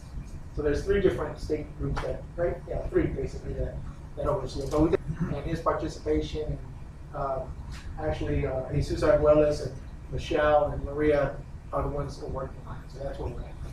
And we're looking. So if you have interest, let us know. I mean, we had planned this to only be a 4-city stop, and it's turning out to some more. I think we'll be in Stockton. Salinas wants us now, and some other cities. So. And what I do want to say, and we are being engaged at the local level, cities, counties. In fact, I've been almost thrown out of a couple because it's anti-small business.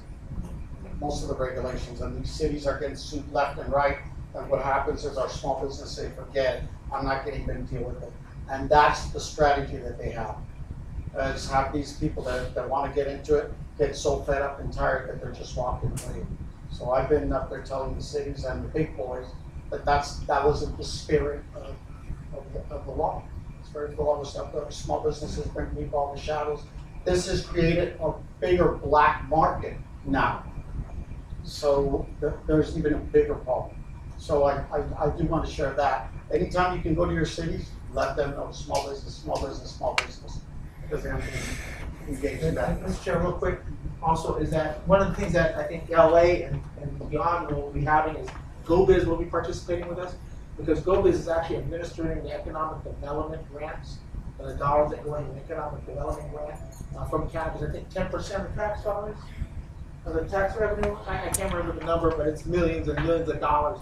So again, educating our communities how they can access those dollars for their communities as well. I want to take two questions. Marcus? Yes, thank you, Mr. Chair. Question, in terms of any sponsors, do you have any sponsors for the convention already? For the cannabis side? Cannabis side, yes. Yeah, WeedMaps just came on, and then we're working with one. We've got, what else do we have? WeedMaps and Elgin, the McGuire Brothers, and then we're another company called GenZen. Yeah. I'm trying. I'm trying. I tried. We're trying. You know, it's tempted. We already do the sponsorship and trade. We're trying not to. How about kind sponsors? That's it. I'm trying. Actually, Let's switch your words around. Point of order. Go ahead.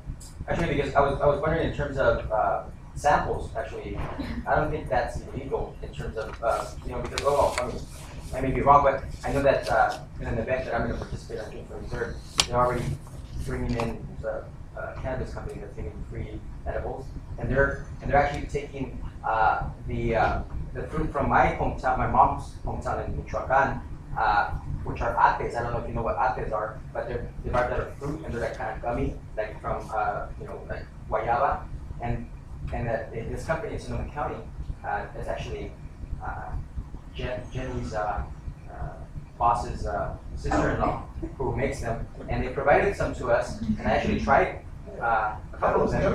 And yeah, they're kind of like gummy bears, but they're better. I mean, they're really, really good. And, Really? Tell us. Well, be careful what's on the table at convention.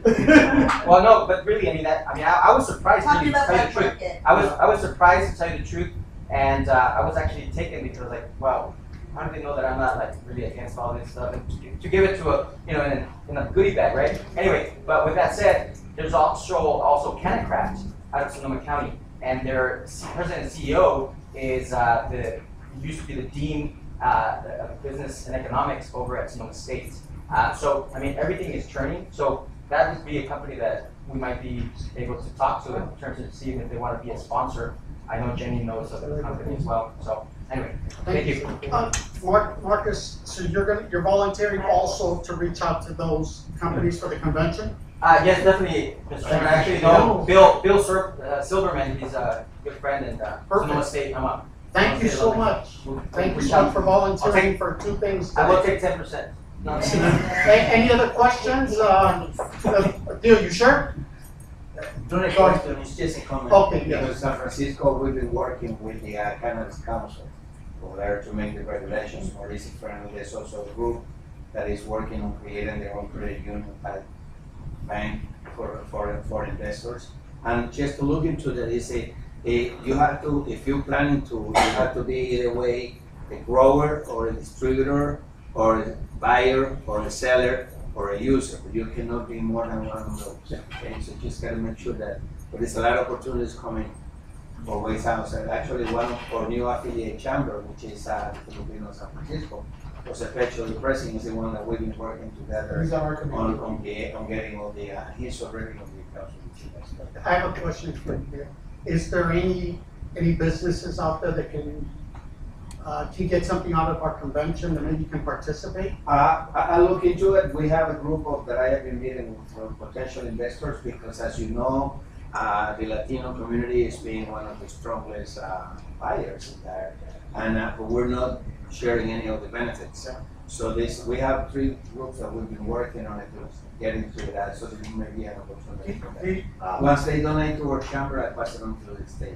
Do you think maybe you can report back to me and to Leader in about a week or 2 on the success? 2 weeks, because we have the meeting in a week and a half. And After that, I can. thank you. Marcus, how long do you think before you get back to us on the potential sponsors for the counties? I probably latest Tuesday, but Monday I can make a phone call. And then, yes, one last thing, in terms of the convention, I'm assuming there's going to be a panel, and because there's a young lady, woman, we set the articles out of Sonoma County. She used to be in government. She actually worked for the town of Windsor, and she is a startup. She's the CEO and co-founder of Alzar, ALZAR.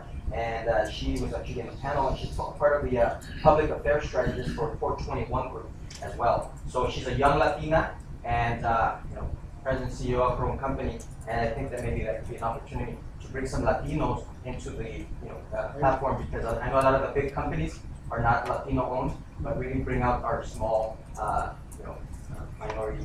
Send that over. Send it to myself. I'll take a look at it. Jane? And I don't expect an answer, but I was wondering, with these workshops or safety issues being addressed, because Sonoma County, we just had our 17 home invasions since January. The majority of our home invasions are wrongful home invasions, meaning they were trying to target a farm, they targeted someone who didn't have a farm, and we've had several homicides as a result. So our safety issues with, and I somewhat work with cannabis growers in a political way, but are safety issues and how to, for them to be safe and keep their neighbors safe as well as those issues being addressed? Sure. Yeah, I mean, we address it, and there's a couple of things, number one is especially on our thing, we're more supportive of indoor grow stuff because the security has to be in place. We are talking, when we talk about the transaction part of it, we are talking and trying to, looking at possibly supporting the fact that all transactions are electronic. So when you go to dispensary and say, I want all your money, here's my credit card machine, bye, that's it. So there are things that we're addressing through it and that, that come up that we make note of from participants as well. And just to make note, all of our homicides and home invasions in Sonoma County have been people from out of state, Florida, Virginia, and whatnot. So that's what my community is really facing right now. So I just want to make sure that we're touching safety issues on that. Thank you. Okay, procurement, Maria. All right, I'm up. Okay, so I'm gonna kind of jump around a little bit just because I want to get through the shorter stuff really quickly. I think, hold on, Maria, real quick. Okay. Just, and I think Maria's covered some of it already earlier. So I think that, she covered the capability statement thing. Nope. You did? Nope. Well, real quick, and then more, I think, into our new Elevate program. Yes, James had mentioned it very briefly. So I'm just going to get through this real quick. As you guys know from the last board meeting, we advised everyone that we're in partnership with SoCal Edison for their the SCE Edge program. And just to let you guys know, we already secured Riverside where our retreat is going to be. We're going to have a Edge program workshop there. We're looking at Kern County for one of the other ones. And we're supposed to do a maximum of 3.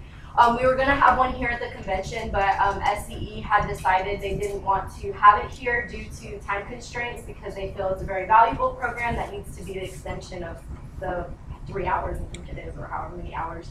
So I just wanted to notify everyone in the regions to, if you have someone in your region that you feel would be, good at having this, they've never done business with SoCal Edison or they've never had a partnership or contract with them, let me know because we are looking for one more location. And again, it has to be someone that's in SoCal Edison, their territory.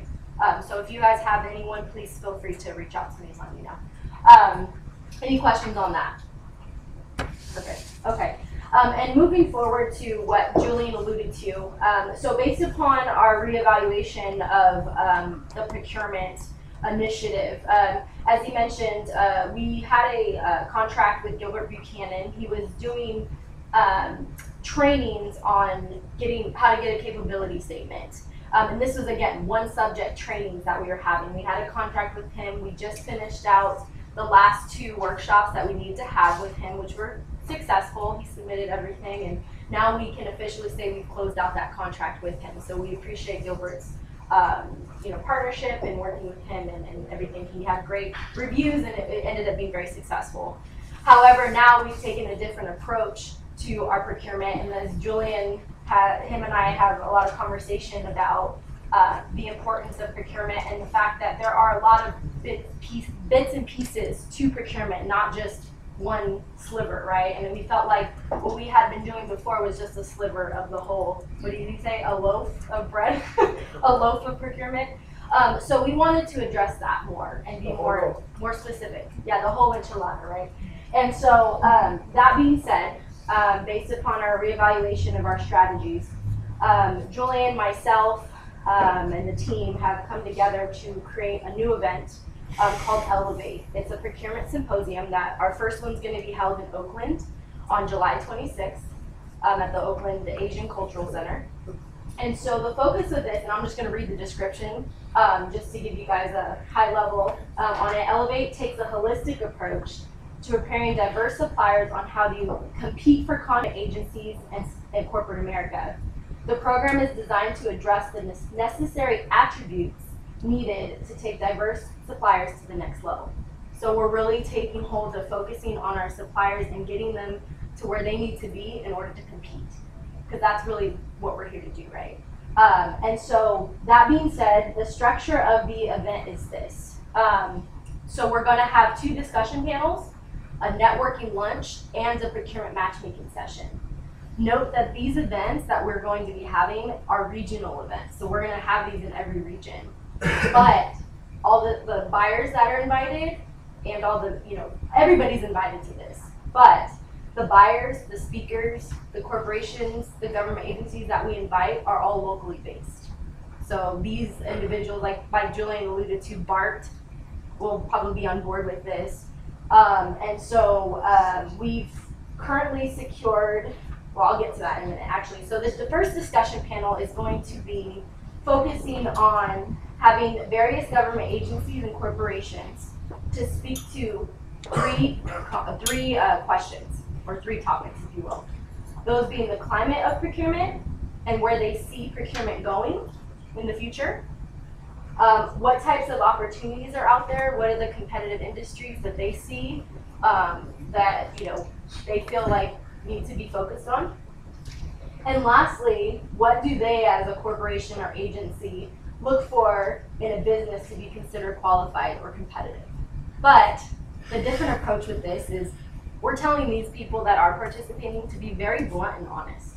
We want them to come and say, hey, these are the challenges I'm seeing. These suppliers don't have this, they don't have that.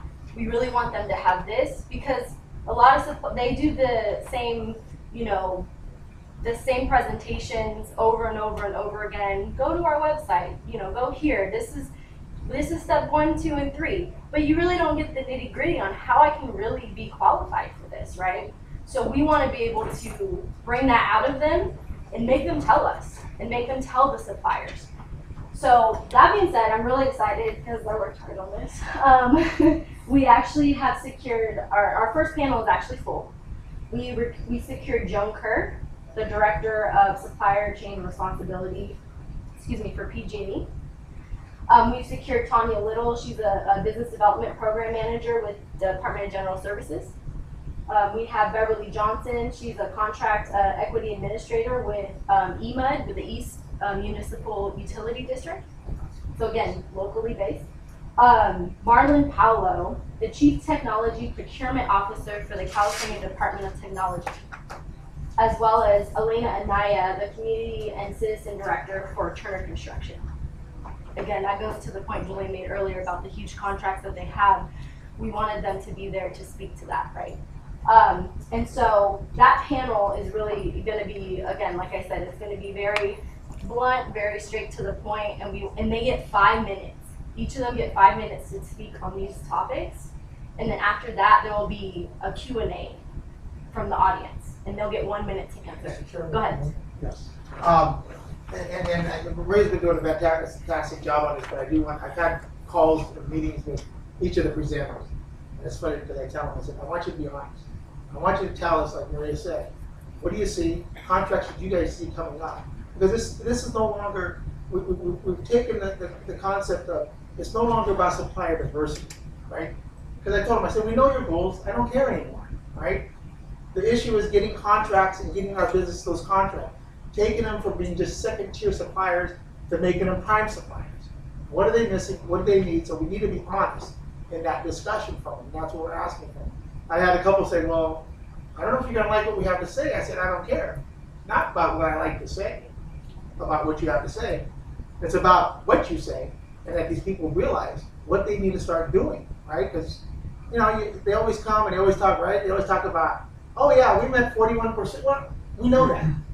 I need to know, how do I get Bob here, the contract, you know, to manage all your buildings or whatever it may be, right? That's what we need to be addressing. So I think Maria's done a good job of letting them know that, and then I come in and harp on them. So we're looking forward to seeing what they have to say.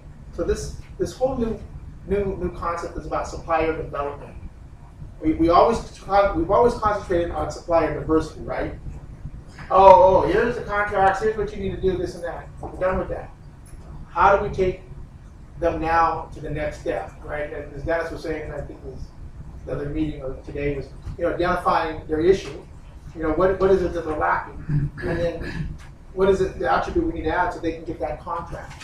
So, you know, part of this whole program that Maria's put together is very complex because it's not only the session, but it's also the follow-up and survey tools that we use afterwards. So we can track this and make sure it's happening. If you have, you know, even on the matchmaking side, we talked about, you had a meeting.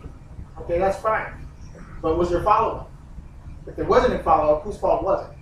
Was it our supplier or was it the buyer, right? So then we can, because Chairman Raul Medrano, who's chair of the committee, is real big on saying, you know, I think a lot of this, these guys just don't pay attention, right? They do the interview and then there's no follow-up. And we want to be able to say, be the ombudsman basically saying, hey, you know, Bob, why didn't you, you know, you had a meeting with Teresa and she's saying that she's been calling you and you're not returning the call. What's the problem, right? So it's implementing a lot more of that. So again, really the concept of more of developing those suppliers, and not just second tier, but how do you now take a second tier supplier to be the prime supplier on a contract? Because our Latino business should also be able to have their fair share of prime contracts out as well. So just want to make sure. Thank you. Quick question to Brenna, Julius, and Marcos. So Julian, on your comments, I like where you're taking this panel. I would just say, I think the first thing they're gonna come back to you with, I sat on the Caltrans Business Council for years. So the first thing that they're gonna come back to you with is the lack of compliance with these certified small businesses, or that's one of the biggest challenges they have, is some form of being able to comply with the terms of becoming a certified small business. But once you get past that hurdle, I think what you really find what happens is that there's a very small pool of qualified, certified contractors that continue to get the same contracts over and over again with these primes.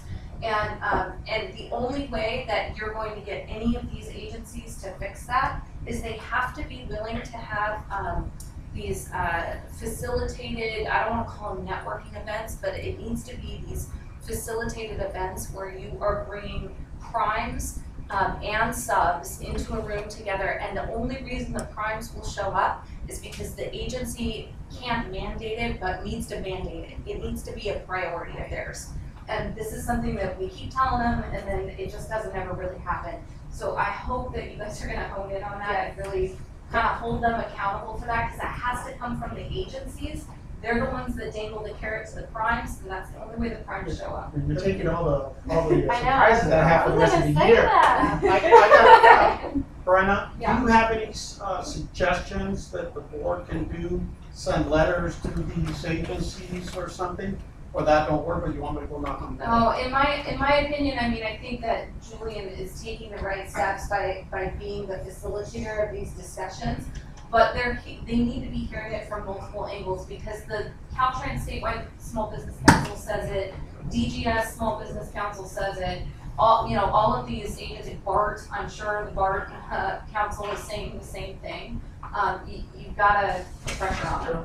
So just real quick, so kind of how we're proceeding in that area, so you guys know, I guess I better let you know since Brennan brought it up.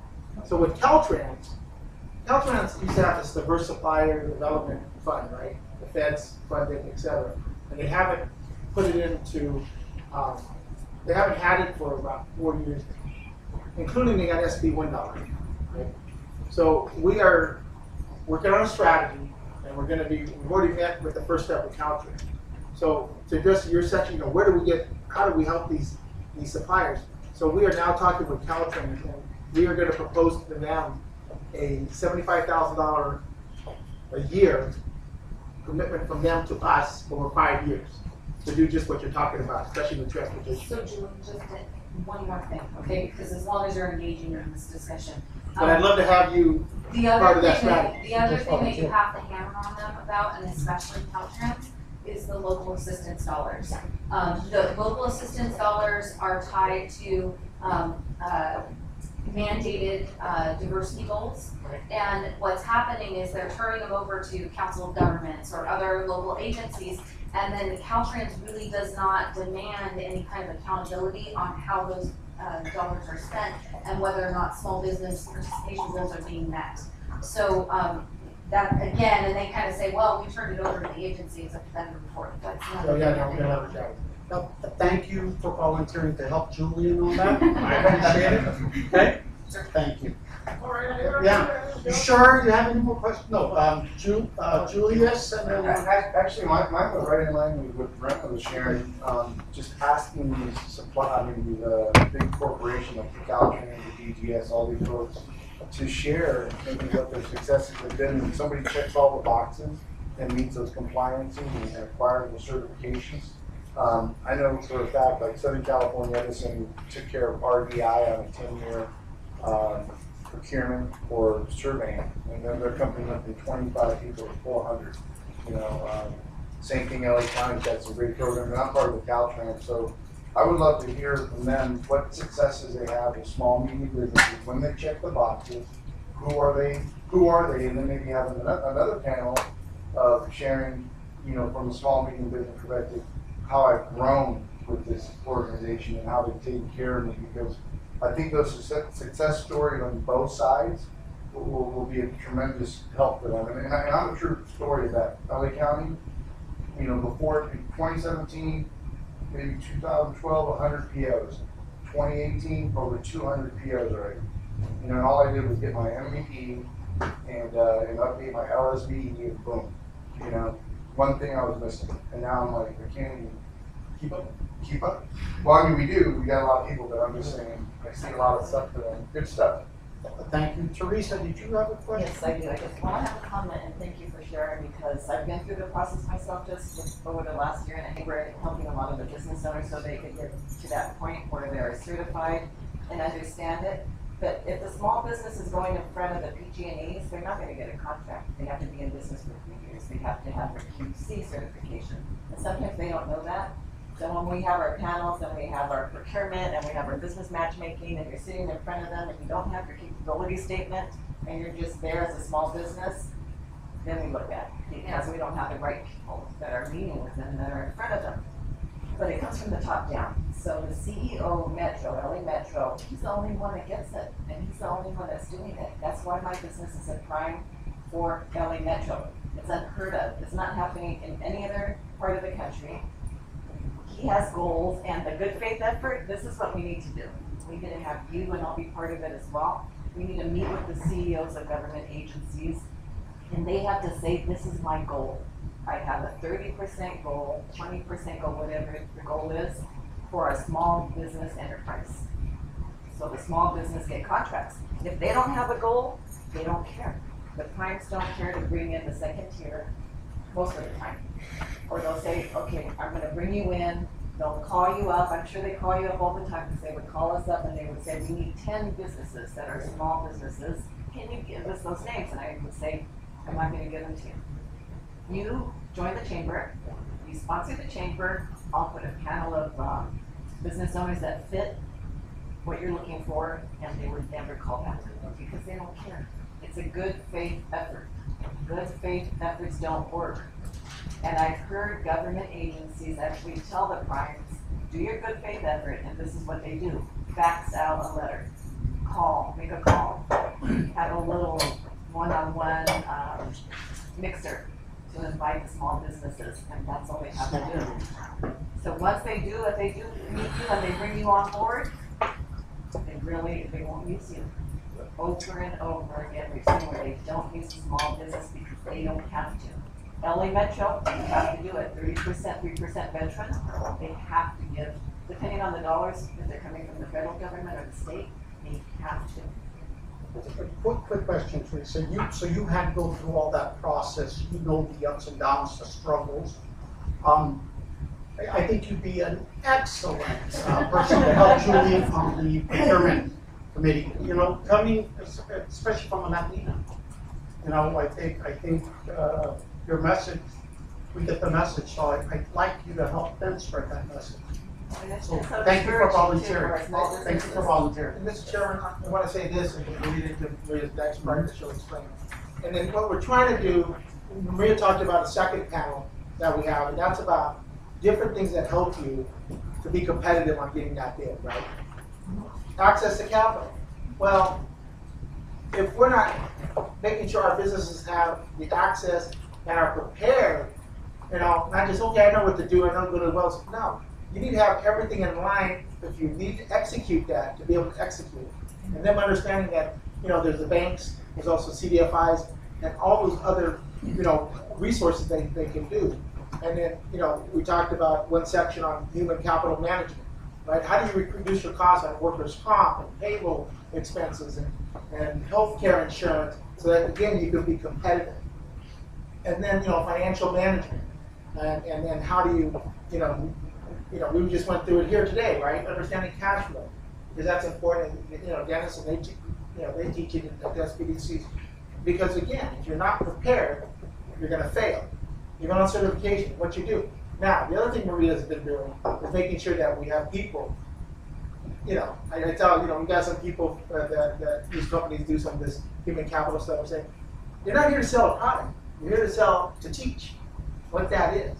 But we're bringing in people like Ken Macias, like Chair Emeritus Macias to talk about you know, your financial management and understanding your cash flow and how do you design that. You know, how do you do spreadsheets that help you, you know, understand that.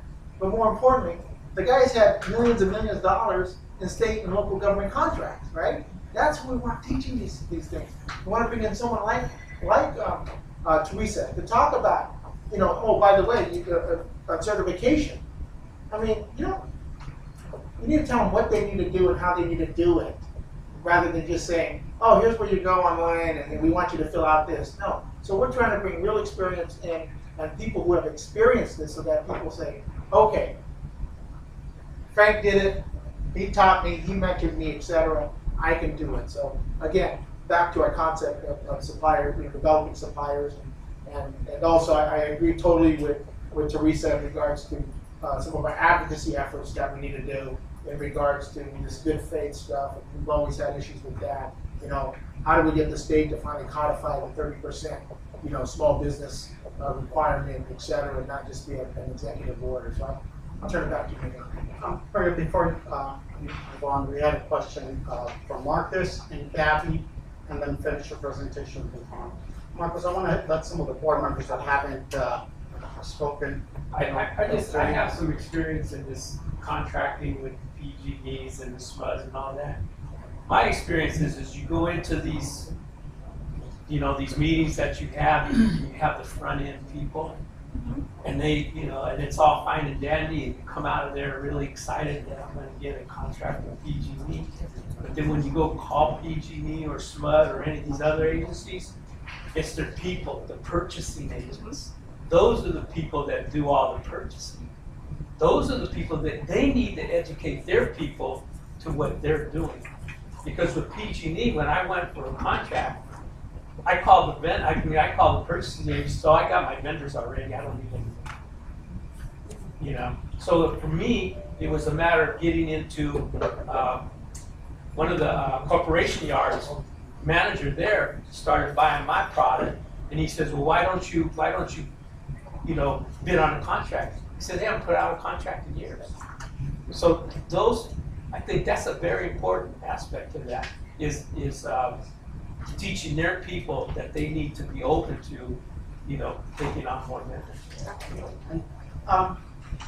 Thank you, Marcus. That's great information. And thank you for volunteering to be on the procurement committee to help Julian. I appreciate it. To help Maria. I think that you bring a lot of knowledge and you can assist our small businesses. So thank you. Thank you. You got that down? You got that down? Okay. Gabby? Yeah, I'd like to emphasize the need to teach these small business owners to learn how to price their services, because I have met so many small businesses that after went to all these certifications, I'm very happy about being there, they work at a loss. So this is in line with financial management as well. But like in the past, SBDC in San Francisco used to have this program about teaching all these tools so these small business owners know financial management, how to price their services. I don't know if anything has been covered in this. Maybe next time we should add a track about that, because it's very important, so that they learn how to do it. I was gonna say something, but I didn't want to volunteer. So Gabby, what you're saying is when these small businesses go for these contracts, they bid cheap just to get it. Exactly, and then they work hard, and then at the end of the day, they didn't make enough money, and then besides that, they need to wait until they get paid. So Yeah. it's a lot of loss. No, that's the problem that most of the small businesses have when they go in there. I think you would be excellent to get that message across, because procurement is our biggest thing, so we want to make it bigger. So thank you for volunteering. Yeah, procurement. Just FYI, I think that goes out to the tree. Okay, that's because you got talent. You got some great people, great ideas. Great ideas. Make sure you write down. Yes, all right here. I got it. Okay, It's very important. Marcus? This is, I'm sorry, I know that we're out of time, but with regards to that, it's very important for everyone to know and understand that these presenters, they can show our suppliers how with, it's called the Right of Information Act. You can go in there and ask any, buyer for the information of the contracts, the previous contracts, so you can see all the pricing in terms of, and that way they can know how to go in there and price their products, because they're available to them, whoever got the contract in the past. So a lot of that information should be available to them. You got that, Maria? Got it.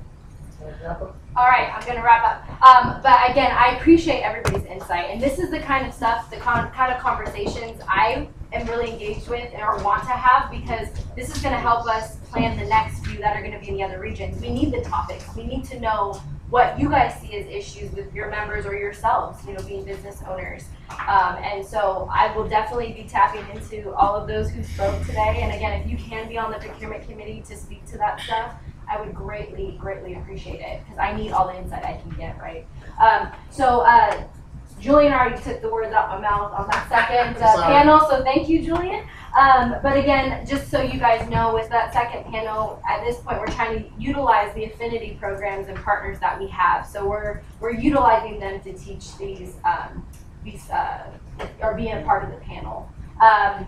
And also to the point of what Brenna was saying earlier, as I mentioned before, we're going to have a matchmaking session. This is not going to be just like every other matchmaking session. What we've decided to do in this matchmaking session is really focus on really solid matches and ensuring that the individuals that are signing up are qualified and are certified. So we're having our team that we're working with mybusinessmatches.com to add a little bit more criteria so that we can isolate those individuals and then put them with, again, we're trying to, or at least I'm trying to work with the corporations and state agencies that are offering to participate on the buyer side to make sure that they have the right individuals there too, to Marcus's point, because I know that's another issue. They get somebody else that actually needs to be talking to the right person, and they're not getting that. So again, this is the first one, so we're gonna see how it goes, but I'm really ecstatic about the opportunity to do something new and bring something new to the table, and also add more value to our membership versus just the same old thing that everybody else is doing. We need to be different, and we need to show that we have the resources and the talent on our board and within our partners, and we need to showcase that. So again, I appreciate all your assistance on this, and I look forward to having a successful event. Thank you. And I do want to say that Gilbert Buchanan helped the organization fulfill the procurement contracts that we had for our sponsors. Excellent job. If it wouldn't have been for Gilbert being there, we'd be behind. So I want to say that Gilbert Buchanan. I'd like to send him a letter to him, thanking him for that. Okay, thank you, Maria, and thank you for all of you that volunteered. Now, does anybody have any more questions for procurement? I do. I actually want to share something just really quick. You know, all of this is really important, but we're still missing one component on there, right? And it's the businesses that go out and so have learned all of this, went out and got certified, got their bookkeeping in order, did everything, jumped all the hoops that they were told to jump, registered on, you know, their website, CPUC, but still don't get a damn call, still don't get an opportunity. So we need to be able to hear from those businesses as well. And I think that it would be great to have them in the room, right? Because to everybody's point, we can do all of this effort, but we still need to be able to help the businesses that did it all and still didn't get anything, because now those businesses either are going to shut down, have incurred additional costs for what, right? In their mind, we know that it's a good investment, but then they become, I want to say, disillusioned, right? And so how do we help support those that have already done it? And so, you know, we need to be able to give them a platform. I have one comment. Yes. And to that point, Maria, you know, Julian and I were discussing with the procurement committee. Ken was very valuable in the conversation, as well as Raul. And we were talking about that issue. And it goes to the point, I think it was either Brenner or Marcus talking about how they have these same old, you know, businesses that they go to and they don't expand. And so what we were trying to focus on in our new 2018 strategy or 2019 strategy is to sit down with those buyers, if you will, or buyer companies, and sit down with them and find out what they're looking for exactly, right? But then telling them, you know, finding out why they're not being more open and what they're looking for, right? And Julian, I'm sure you can. That's kind of what we were discussing, right? Is really getting to them directly. Also, part of it is the follow-up survey that Maria's implementing. So every time we have a procurement event now, emails go out. You know, they always do a survey after the event, right? And email goes out for 30 days. 30, 60, 90. 30, 60, and 100 and something, right? And where we're asking this question, did you get contact? Did you have follow-up? So we can help those businesses. The business said, yeah, I have this, and I got a contract. Okay, good. Now, you know, now we can say, by the way, how much was the contract for, right? Because if it's with a utility or whatever, a lot of times they won't tell us because of privacy. And so now we got data as well. And then we get a company that says, no, I didn't get a contract. Then we can say, okay, let's figure out why, and let's see how we can help you in that aspect. So, and I think that's the piece I'm looking for. you brought it up, and I think it's important that you bring it up because it makes us know we're on track. Thank you.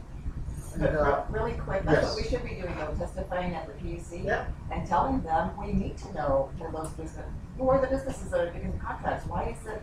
I know they have a little blurb in there. They have a little blurb in there that says they can't give information, but it's a government agency. I mean, it's a government agency, so we should be able to know. The other thing they do, they have contracts for 10 years.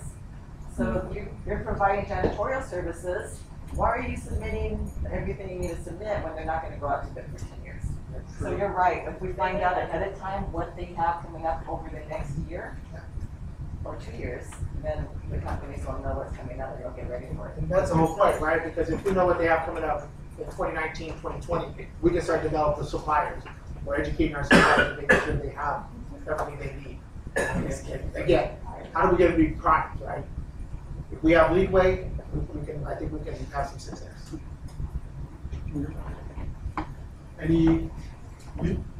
Be careful. Be careful, Mr. King. Well, just as the small business development centers are among the best programs to help people get resources to start and grow their businesses. And we've been honored to be the first Chamber of Commerce in California to be able to host one. Now we have two. The other program that we're now eyeing is called PTAC, Procurement Technical Assistance Centers.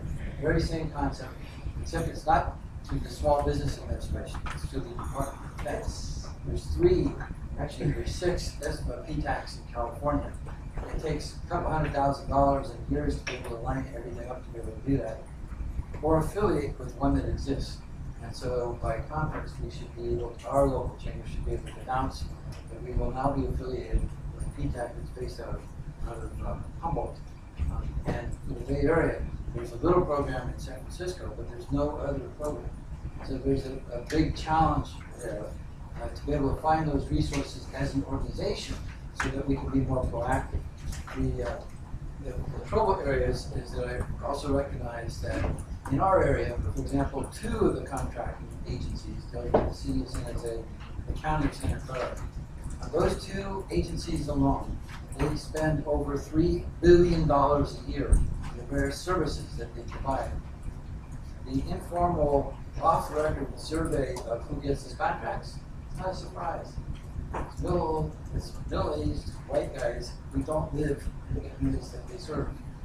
And I strongly suspect, with no particular evidence, that that's the case throughout California. Now, how we come up speaking to the power to change that, that's a whole other discussion. So we can go contract by contract. And certainly we do workshops and how to bid and where do you go get performance contracts. And we do all that stuff, but it's still not working, at least not to the level that we want. There are bigger issues at stake. Somehow we should have that kind of dialogue about, say, how do we change the power structure? How do we change those dynamics? Because when they do lock in the 10-year contracts, who are they locking out? And I think that's part of the real big issue that nobody wants to talk about. Well, I don't mind talking about it. Okay, so we're at announcements and open discussion, but I do want to share with the board. Convention is in Central Region next year. Right? The following year, Inland Empire, and then back to the Northern Region. So I know that Julian said that the one for the Inland Empire should be run out next month. Yeah, so real quick, and just some processes that we're putting in place. You guys approved, like I said, or recognized that we've got 3 bids coming out of the Central Region. That process was that we sent out the RFP back in, or when we sent it out? We sent some out last year. Yeah, and we sent out the final one. And then the final one was like in early March, yeah, like February. April or something. Yeah. April or May. And so that's what we got there. So now we'll take those proposals and staff will do due diligence on them and research, the facilities, whether they have facilities that meet our growing requirements. Something we have to be cognizant of is that our convention is growing, so we've got to make sure that there's enough room. And we get pricing, but we'll also work with the committee of the region chairs and chairman to review those. And I feel that's the most, how we get a diverse views on that. So I think we'll probably include also the foundation chairs on that. So that's how that process goes. We are now going to start preparing the 2019 bid for Inland Empire and send that out along with a due date, so we can get ahead of the ball. And the whole reason is because we've got to get the Northern Region one out quick, because when you're if you're thinking about San Francisco or some of those cities, a city like San Francisco and even LA, you've got to have almost 3 years headway to negotiate your pricing and everything. And our whole goal is to bring, a good cost to the convention, being able to negotiate the facilities we want and not have to be pushed into maybe something that's not famous. So that will probably come out. I guess we'll try early 20 towards the end of 2018, so that we can get ahead of the game. And then we're talking about, we know where our conventions are for the next 2-3 years, and I think it'll help greatly with our staff and our team in the planning and even the dollar side, right? Because now corporate said, well, hey, I see where you're going to be at here and there, and it helps us sell it. So that answers everybody's questions. So Inland Empire next month. Yes. So- Will that be towards the end of the month that you send this out? Probably the end of the month. Okay. So Thank you. when, Real quick, when is the Dale. one for San Francisco, what year? Probably before the end of the year. No, Oh, what 20 year? For 21. 2021. 2021. Got a lot of work to do. Okay, any announcements? Yeah, go ahead. Madam Chair. We'll be very careful. I'll need 30 seconds. What, hold on. So as an advisory board member for the National Latina Business Forum Association, I'd like to invite you all to their quinceañera. They're celebrating 15 years of supporting and promoting the rapid growth of Latino entrepreneurs and cultural professionals. We have one of our founders of the organization here, Teresa, and this will take place June 28th. It's going to be here in the LA area, and since some of you might come to the cannabis workshop the next day, so it'd be kind of cool if you can attend the NLBWA 15th anniversary and wear your quinceañera outfit.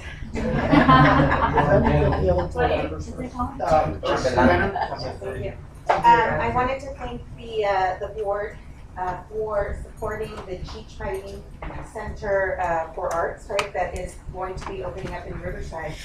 You guys allowed them to come and speak at last year's convention, and so I want to thank you for that. They actually created another group. It's a planning committee. It's called Unidos. It's a nonprofit that, of course, we will try to engage them to be affiliate members for us. And part of the Unidos nonprofit includes the California Hispanic Chambers of Commerce, us as a member. So we actually formed that, and so I have been attending those meetings in order for us to secure the funding for the center. We are happy to announce that we have met the $3 million mark that the city was requiring in order for us to go ahead and continue with opening up the Chicano Arts Center. The first of its kind ever, not just a minute, just the first of its kind ever. So thank you for your support. They are having a save the, or I brought some save the date and some sponsorship information last night at the kickoff, and I do have it here. I'd like to have us please pass it out also for you, because of course we still need to secure more funding, but all of you are invited to please participate in our first ever fundraising gala on September 6th, and that is for, and Cheech will be there amongst other well-known people who will be there to support that cause. So I wanted to make sure that September 6th is on your radar, and I wanted to thank you again for allowing me to represent you there at the region for this. Thank you, Maria.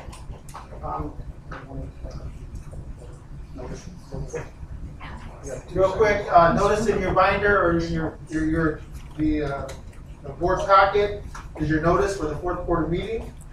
Let me put it up here. So everybody's noticed, it's the official notice.